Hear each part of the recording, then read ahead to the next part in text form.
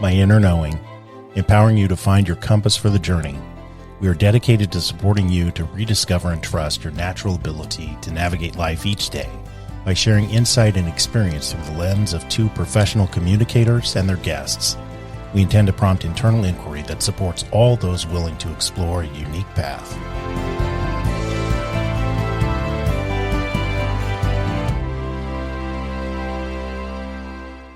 I'm going to go and say it. You go ahead. You start. This is take two. You hit that record button and you just can't think anymore. So, in thinking about your recent blog post, Wisdom in a Sock Drawer, when we were talking about the blog and that experience of remembering what you forgot again, right?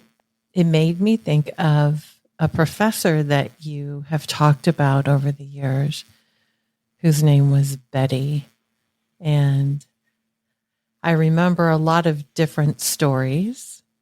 What I know from your sharing was that she was an important, influential person in your life, even if it was for a short period of time. And I would love for you to share with everyone more about that, remembering what you forgot and those things that Betty shared with you when you were in college. She was a professor of yours. Yeah. No, and it was 35 years ago. Yeah. And she was just so far ahead of her time, I guess, or had some ancient wisdom, really is probably what that's about. But remembering what I forgot is a way of recognizing first that I think we come into our life with some innate wisdom. And I know it's not cognitive when we're small infants, but as young children, we do have a wisdom that seems to get masked over time, depending on what our experiences are. And then more than that, though, it's like, you know, when we've been talking with other people, and I recognize it in myself, it's our journey is not just a constant path that goes straight from point A to point B. I mean, sometimes we're weaving, sometimes we're going in circles, and sometimes we're even going backwards.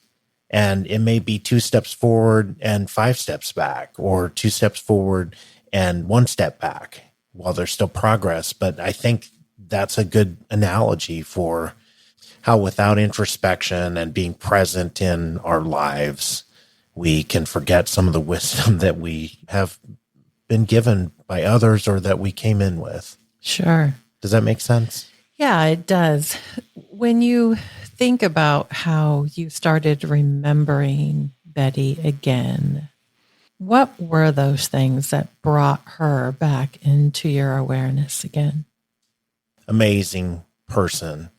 And there's so many times that I'll quote her, as you know, Yes. and she was a lifelong learner, and she's still alive. Last I heard, which was a couple of years ago in the midst of COVID, you know, I'd reached out to her and tried to make contact, but it just wasn't the right time. But that was after 33 years. Hey, do you remember me? And she was lovely, if you remember, but we weren't able to make it happen. But the things that I am reminded of constantly is just her piercing blue eyes, but also just how she would start every class with suspend your beliefs and suspend your disbeliefs. And it was a way, you know, she didn't go into detail to explain all the things that she was saying. You know, it's almost like speaking metaphors sometimes, you know, or you're just not ready to really fully fathom that until you're ready. And so that would be something that she would start class with. And it was just a way to keep us from clamping down the mind into judgment from the past or fear of the future, those things. And so now that I've got a lot more broad experience after 55 years on the planet, and have experienced different things, it's like I understand that's about being present. The way she started class. Yeah, and just going through the experience. And then we would have different exercises that, she would say things like, the more you know, the more you can know. The more you see, the more you can see. The more you feel, the more you can feel. Yeah. And then she would have specific exercises that she would have us do. And I remember, going outside, and it was almost in some ways that some of the exercises were a reconnection with that, with that 6-year-old boy that's in my blog, with that childlike wisdom and non-judgment and just being in the experience of it. So she sent us outside on the more you see, the more you can see. And the exercise was find a spot wherever you want it to be, whether it's on the sidewalk, on a brick wall, in the grass, whatever. And then start looking from you're just seated and you're not don't move. You're just going to spot and write down every single thing that you see from that spot. That would take a while. Well, it's fascinating because at first it's very difficult. Sure. Well, grass, dirt spot, guy walking, sidewalk. But after you do that and sit in it for a while, all of a sudden it's like wind rustling across the grass. Sure. Ants, other little bugs crawling through there, little bits of trash. Oh, there's part of a certs wrapper, and there's a dentine. In any event, just going through that process of becoming still. And all of a sudden, it's like if you're looking into a pond and the water's rippling, you can't see. But when it becomes still, all of a sudden you can. There was an exercise or something that you created that was in Braille. Tell us about that process. Like, what were the instructions that she gave you in your process of creating that?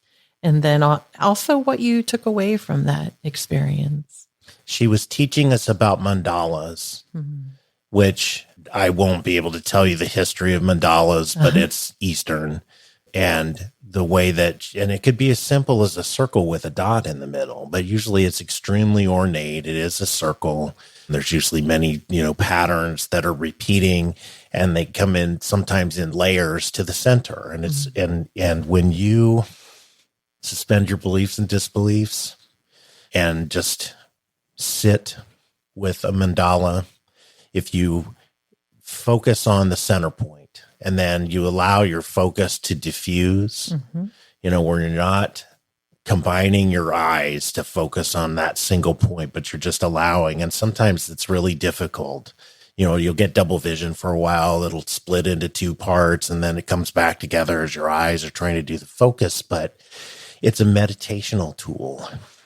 And when she presented it to the class, she's like, I had a student who, was working with his mandala, and he just all of a sudden was inside the mandala and went for a walk. And that was a mystery to me as, as a white male in 1986 who grew up in Southern Missouri, pretty conservative, Bible Belt type of place. And I wasn't part of the Bible Belt movement, but I was a product of the world at that point in time.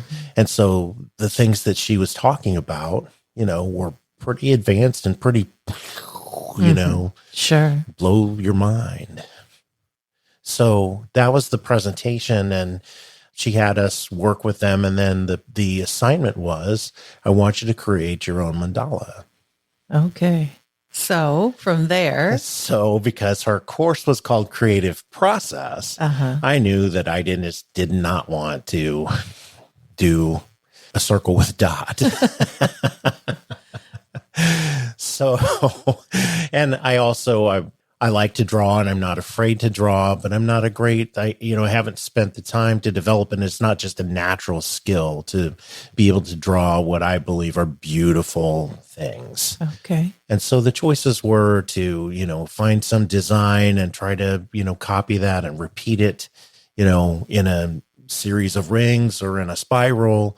I mean, mandalas come in a lot of different forms. Sometimes they're segregated into quadrants and different things. So I went to the library and I was just, kicking about. Back in those days, we had computers, but you didn't get on the computer and do just a Google search and find a bunch of things. It wasn't like that. Sure. And so when I was at the desk of the library, I started talking to the librarian and asking for examples and those sorts of things. And as I was speaking with her, I looked over on the desk and there was a card for Braille. And it was, it had the raised dots. Yeah. And it was, it's part of what, the whole class that Betty was teaching. And so if she knew this whole process, which she doesn't, I'm sure she would be thrilled that that's the way that it came about. Sure. She's like, yes, that's what I was trying to explain, is suspend beliefs and disbeliefs and just observe and allow, And so anyway, it, immediately occurred to me that Braille in a circular pattern would be a beautiful image. And then it occurred to me further, hey, I could actually spell out, specific words of intention that I think would be helpful. And so the way I designed my mandala was a series of, the outer ring and then inner rings all the way to the center. And I had a repeating word at each layer of the circle. Wow. And so it created that, repetitive form. And I don't remember which words I chose, but, it was wisdom, creativity. And I sequenced it intentionally to lead to the word at the middle. And I wish I could say what the word was. It would be pretty powerful if I did, but I would love to say it was something so deeply insightful that it would bring you to tears. Oh. And maybe it was. Yeah. Probably it was love, or maybe it was self-love. As I think about it more, it was something like that. It might have been self. And it's funny. It's kind of bringing a tear. Yeah. And I don't feel sad, but that's what's happening over here. And it was amazing. But the next step was, well, how am I going to make these raised dots for Braille? Yes. I didn't have a Braille punch or whatever they, you use to create it. I had no experience whatsoever with Braille other than hearing about it as a grade school kid, Right. Right. That was the next step in the creative process. And in her class, you became a frequent traveler in Hobby Lobby because she had us do different projects, and this was one, and she would give a really broad charge and you'd go figure it out. So I'm at Hobby Lobby. I didn't even know we had Hobby Lobby back then. Well, I know I'm older than you, sweetie, but only by a couple of years. So we did. So, yeah, there were Hobby Lobby and Michael's. Shoot, Hobby Lobby, I can remember going when I was 10. Wow. And that's way back. So, yeah. Anyway, I'm at Hobby Lobby and I'm trying to figure out, how can I create this? I've got the idea. I've got it, just sketched out. I know what I want, but I don't know how to create the actual product. And then I'm walking along the paint aisle and I see this thing called puff paint. And it came in a accordion, I remember squeezy bottle, little that you could hold between. You could hold the top of it that had a cake decorating, but really thin, right? Super thin. Take cake decorating point, and you could hold that between your thumb, and then the point would go between your two forefingers, basically. Or you could hold it any way you wanted. But in any event, it allowed you to do really close work with this paint, and the paint would be raised, puff paint. Right. Okay. And it wouldn't expand once you put it on Right. there, but it would hold its shape when you put a dot down. Right. So Yeah. I found this blue construction paper Uh-huh. and, I sketched out my circles and then used the Braille guide that I got from the library that actually had, all the letters and the raised dots.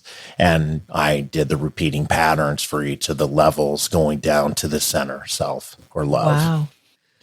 Yeah. And what was really cool about it is I had Betty in mind, of course, as I was doing it. Mm-hmm.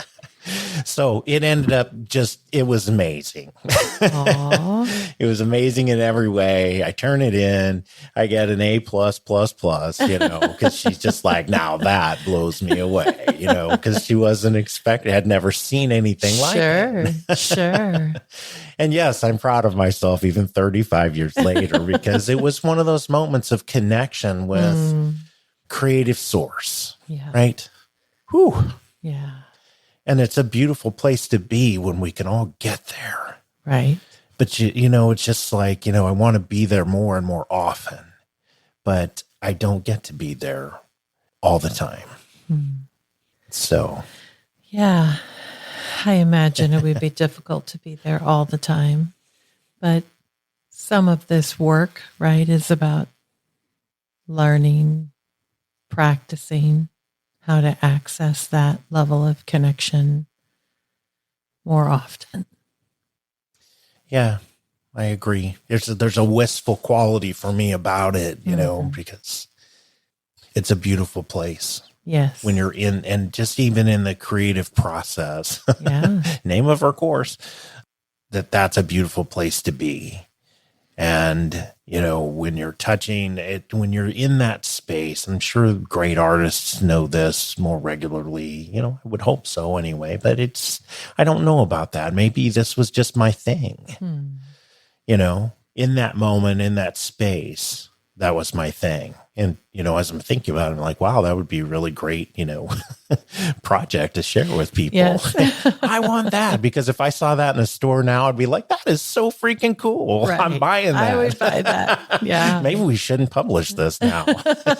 Anyway, if somebody out there can go make gazillions of dollars doing Braille mandalas or other Braille artwork, have at it, because it will be lovely. Just make sure that you send me some. Right. Oh, what a great idea. Just share. My heart would be very pleased. That sounds lovely. Yeah. So anyway, the end of the course came, the end of the semester, and this was like creative process 2. So I took another semester, and in any event, she invited, and it was a small class, but she invited all the students over, and I'd done this project in creative process 1, a year before.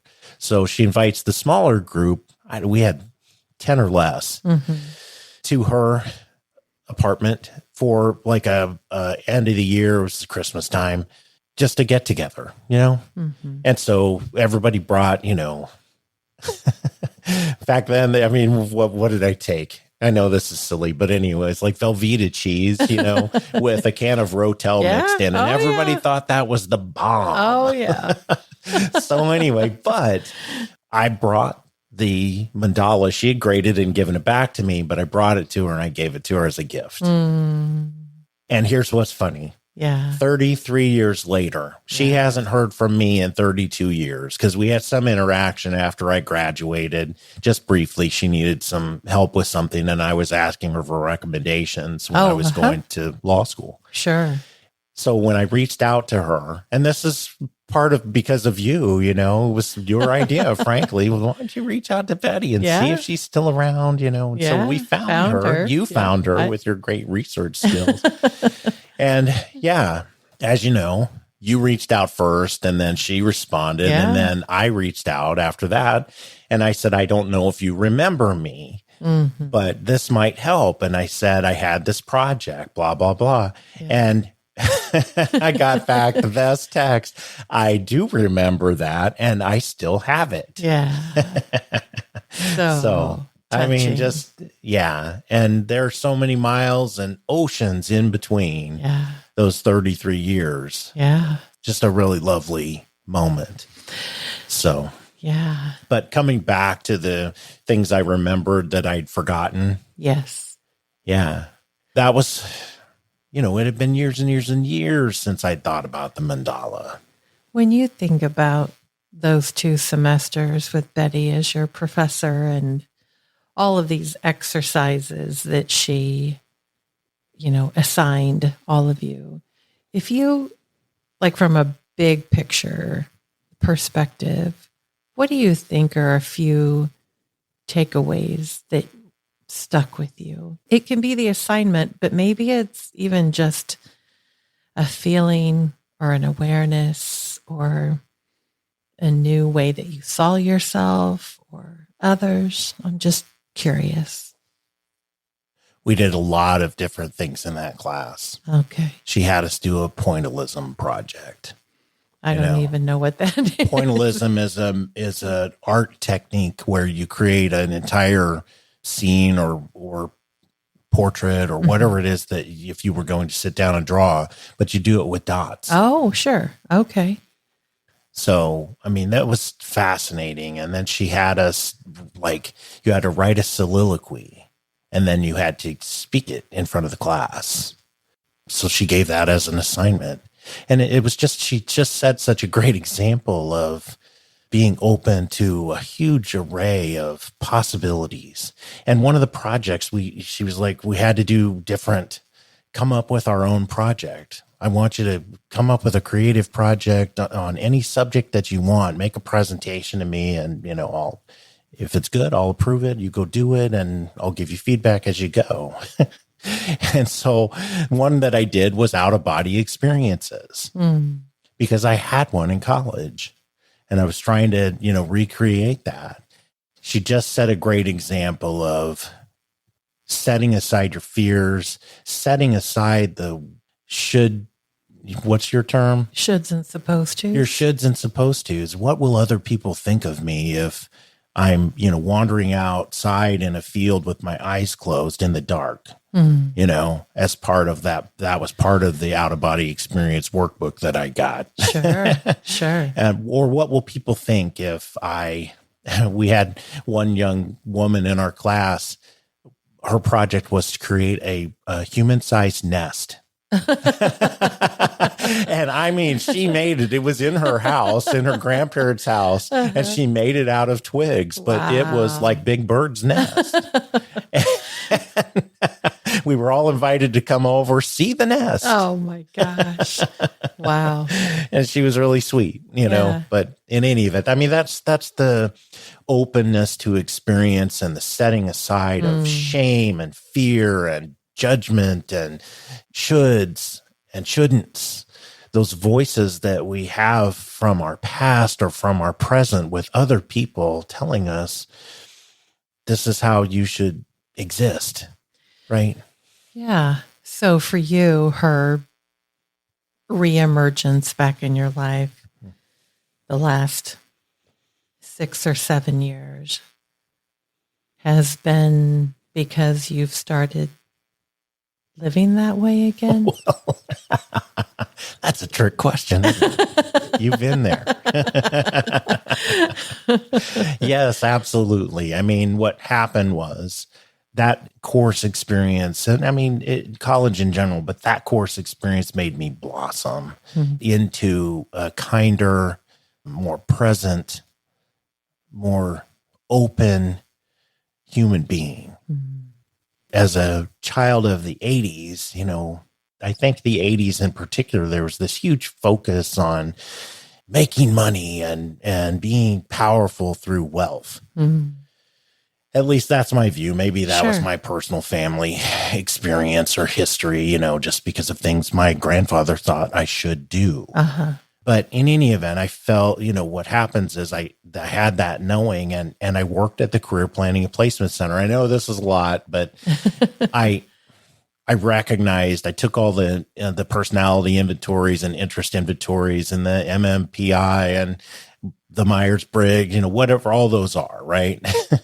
I probably just threw out a term that doesn't work at all. You had this funny look. In your eyes, No. Keep going. But anyway, I did all that, and they all came back saying you should work in nature, outside. That's your, and I like in total denial. Well, that's a bunch of bull. Bullshit. Right. Because I didn't, I thought I didn't want that. Right. So anyway, Betty's class had opened me up, but I was, still in denial just because of the time in the world, the time in the United States, and my shoulds. Yeah. Right. From family. Right.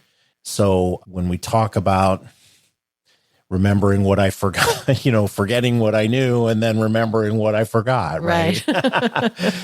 This is an example. And so I went out into the world. I became a bank examiner. Mm-hmm. I did that for a couple of years. And then I went to law school. And then law school does a lot to you. There's a lot of stress. There's a lot of focus on, and at that time that was really consistent with the shoulds that I was, had in mind. Right. Life didn't really turn out that way. When I got out of law school, I didn't make tons of money I didn't make enough money for a long time. It was just a struggle. And so, I dove right into that pursuit and forgot all about being open to experience and getting in touch. I mean, there's plenty of times I've been creative in law, but it's within the confines of law. Right.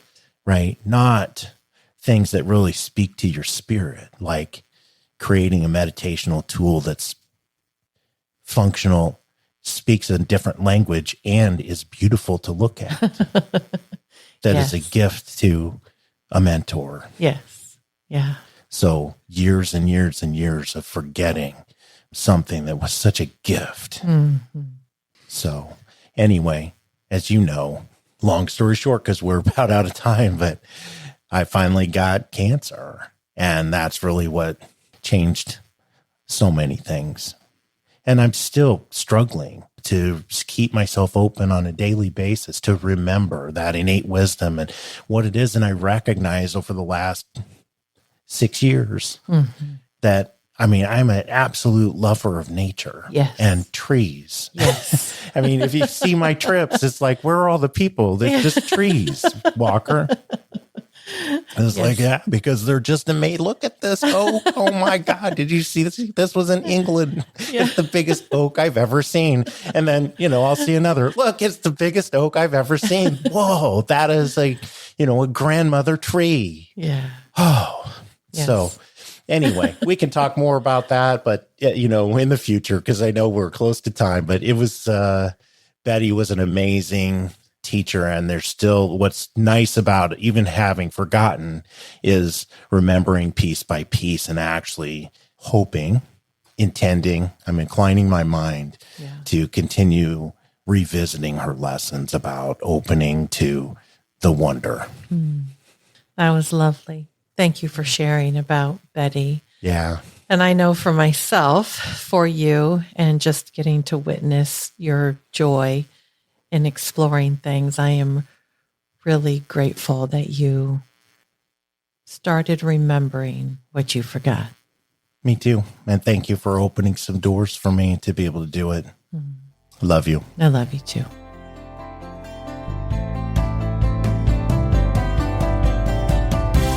Thank you for joining us today. We are excited to explore life with you. We encourage curiosity, self-growth, and we strive to be more compassionate every day.